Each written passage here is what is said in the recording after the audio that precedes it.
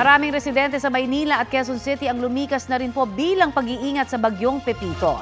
Ang iba po sa kanila natuto na raw sa mga nagdaang bagyo. Balitang hatid ni Bea Pinlac at Jomer Apresto. Pasado alas 11 na ng gabi pero abala pa rin ang mga tauhan ng Manila Department of Social Welfare sa pagbilang ng mga residenteng inilikas dahil sa banta ng bagyong Pepito. Tuloy-tuloy raw kasi ang pagdating ng mga evacuee.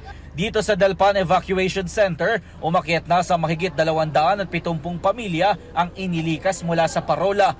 Dumoble na yan kumpara sa datos kahapon. Medyo nagkaroon po ng high tide sa bandang coastal area po ng Barangay 275. Kung lalakas po ang ulan at tataas po ang tubig, maaari po siyang madagdagan.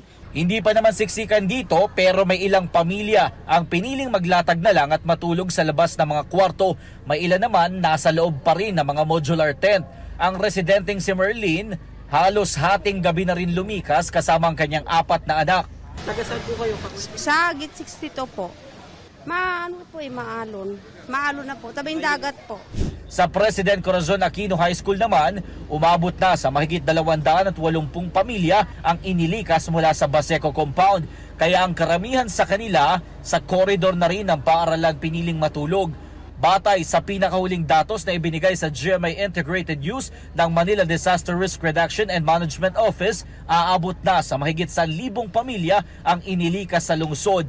Bukod sa Baseco at Parola, marami ring inilikas sa Barangay 101 at Barangay 128 na umabot sa mahigit 200 pamilya. Para po sa kaligtasan ng lahat, kung kayo po ay nalalapit po sa tirahan na kung saan umaangat po ang tubig o nagkakaroon po ng mas maganda po at maaari pong lumikas na po kayo. Natuto na sa naranasan noong bagyong Karina noong Hulyo si Nanay Henny. Kaya ngayong may bagyong Pepito, hindi na sila nagdalawang isip na lumikas agad. Kasi pagka may bagyo talaga kinakabahan na ako lagi. Kasi may karanasan na ako. Dati hindi ako na lumilikas eh. Yung Karina na yun, talaga nagkaroon na ako ng phobia dahil naabot na yung tubig dito eh. Ang pamilya naman ni Nanay Marilu, hindi na raw hinintay na lumakas ang ulan at tumaas ang baha bago pa lumikas. Sabi naman namin wala pang baha, pero sumusunod kami sa patakaran kasi baka nga dumating sa punto na hindi kami makinig doon sa mga malunod kami doon mag-anak. Ay dami kong apo na maliliit, kaya lumilikas na kagad kami. Ang ilang kasama nila sa evacuation centers, hindi raw muna uuwi hanggat matiyak na ligtas na at nakaalis na ang bagyo. Hihintayin lang po namin yung update galing sa QCDRRMO kung pwede na po mag-lift ng evacuation centers, kung pwede na silang pauwiin. Sa Barangay Bagong Silangan, 154 families of 558 individuals ang nagpalipas ng gabi sa evacuation center. Sa Barangay Del Monte naman, nakasalubong natin ang ilang residenteng lumikas sa San Francisco Elementary School na pauwi na sa kani-kanilang mga bahay.